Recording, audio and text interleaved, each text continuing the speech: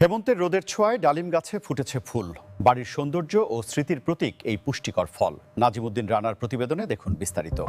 হেমন্তের শুরু, প্রকৃতিতে শীতের মৃদু আভাস। এই ঋতুতেই ডালিম গাছে দেখা দিয়েছে লালচে সোনালি রঙের ফুল। একসময় গ্রামগঞ্জে বড় ছোট প্রায় প্রতিটি বাড়িতেই ডালিম গাছ ছিল সাধারণ দৃশ্য।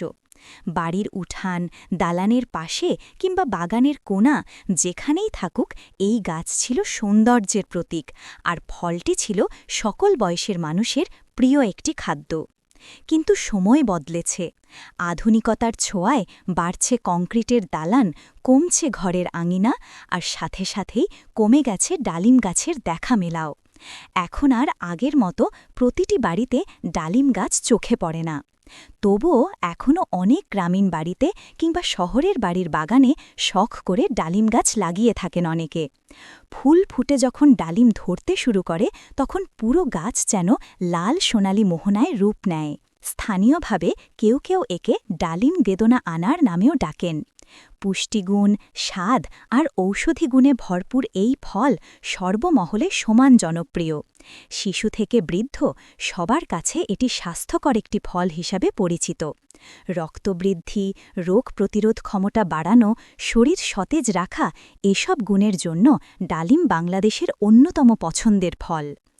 বিস্তৃত বাগানে ডালিমের বাণিজ্যিক চাষের নজির খুব বেশি নেই, কিন্তু ঘরোয়া উঠানে, বাড়ির সীমানায় বা ছোট জায়গা জমিতে আজও ডালিম গাছ দেখা যায়।